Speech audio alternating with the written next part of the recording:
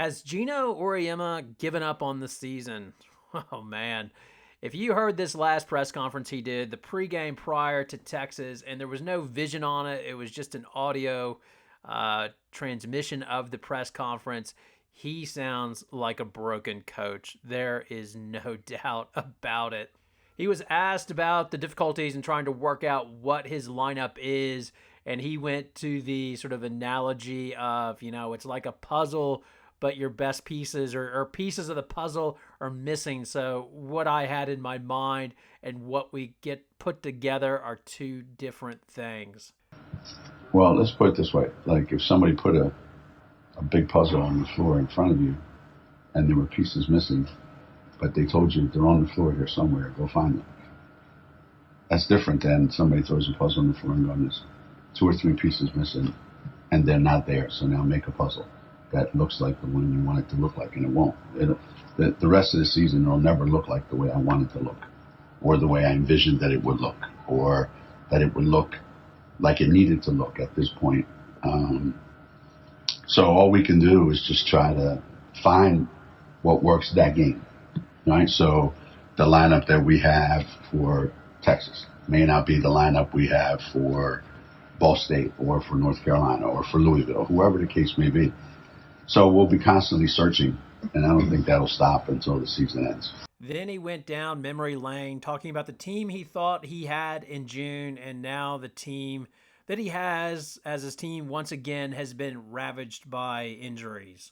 Obviously, this is in response to losing El Alfie and as well having Fudd go down with an unexpected ACL injury. One of the things that makes UConn so fun to cover is Geno Auiemma, as he's no BS. He will tell you what he's feeling in most cases and is just open and transparent, and sometimes maybe too much. And I'm wondering if this is one of those times, as like I said, he just sounds broken and wishful for what the team he would have had, which in his mind would have been Bueckers, Fudd, Deschamps, Ice Brady, or potentially, Aubrey Griffin and Edwards or El Alfie just to give him size.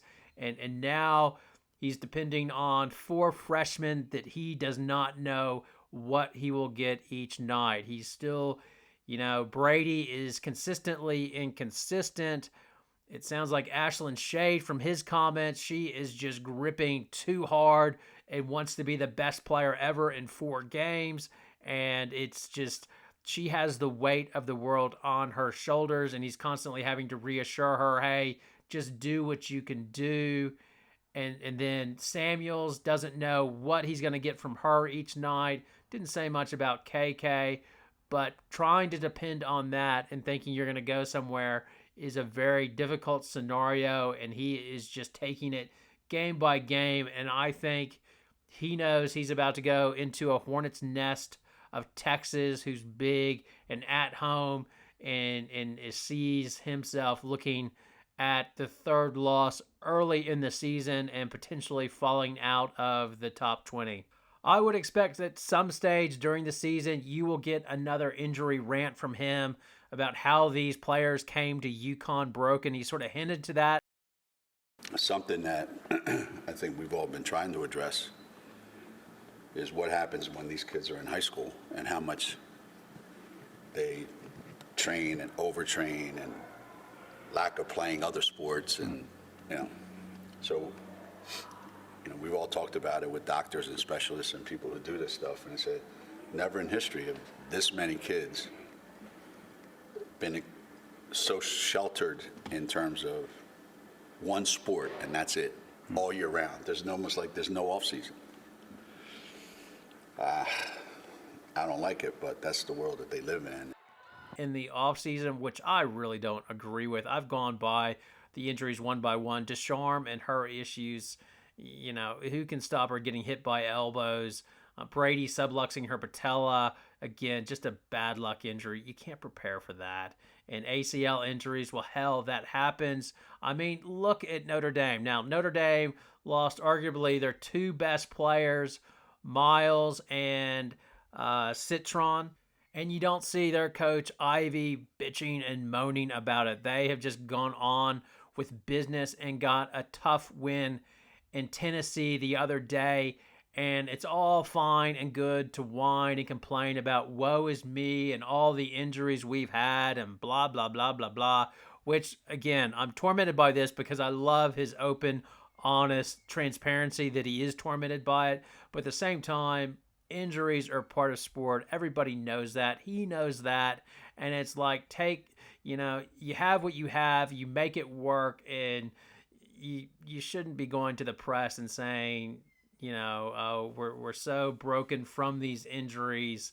It's really just sort of excuse making, in my opinion.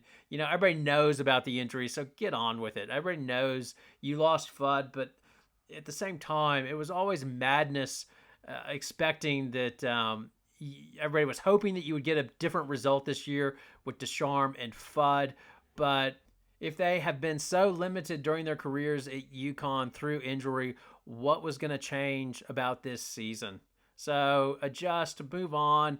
It seems like he's sort of doing that as one of the things. I think he's going to. We'll see what the lineup is prior to the game, but I think his plan is to persist with Shade in the starting lineup. It sounds like he had a bit of a chat with her, and I imagine he's just reinforcing to her, hey, just let it fly. You're jonesing too much and trying to be great. We don't need you to be great. We just need you to be yourself and play hard, and just trying to get her to relax and loosen up as he needs another shooter in his lineup. The other thing is Bueckers. He mentioned, Paige didn't sign up to take 35 shots a game, but I think they know that is what it's going to be. It's going to be the Paige Bueckers show. So I expect to see a lot more pick and roll with Bueckers and just, almost like the Caitlin Clark show. I'm curious to see how many points she will now average this year, if she will be, because their dynamic has totally changed now. So it's no longer move the ball. We have 4 shooters on the floor. We're going to spread it, and it's going to be the beautiful offense. No, I see them now sort of playing their offense, but more going into more pick and roll. Bueckers. You need to be shooting, getting the shot. When you double it, either you're throwing to Nika or Shade or somebody that can shoot, but overall, that is what the plan is going to be. And then their final hope is that somebody steps up, and that's the hope basically. Besides Bueckers, and that's what happened last year with Fudd's injury. They found lost treasure in Lou Lopez, and that frankly saved their season. If there was no Lopez last year, they wouldn't have been able to score, and they were done. And they just had enough. Strong up front with Edwards and Dorka, and then Lou Lopez, the lost treasure. And that's the case with this team. Edwards will be Edwards, but can Aubrey Griffin take that next step and be the star that she potentially can be as well? Can you add in Ashlyn Shea? Can she be a consistent starter that knocks down the three-pointer and make it a UConn lineup that, it's a bit too small, but hell, it's good enough, and they can go somewhere because they have a superstar in Paige Bueckers. The problem with UConn is they are UConn, but they don't have the players of UConn due to injury, like Geno said. But teams still want to make their reputation on beating the hell out of UConn. They are not going to feel sorry for them, and it's a big chance for Texas to be on a national stage, a nationally televised game, and say, yes, we are here. We're going to kick the crap out of UConn at home as well. We have a great recruiting class coming in next year, and here we go. The eyes of Texas are getting started. That is the fear for UConn right now, that they go into Texas and just get embarrassed. I am going to post this prior to the Texas game, so what are your thoughts? Does UConn go into Texas and get embarrassed, or will it be a close game and a gritty game by UConn, sort of much in the vein of Notre Dame versus Tennessee? I want your comments. It's always easier in hindsight to say what the hell happened. It was so expected. But what's your pregame thoughts? What do you think is going to go down in Texas on Sunday? Anyway, thanks a lot for watching. Have a good night.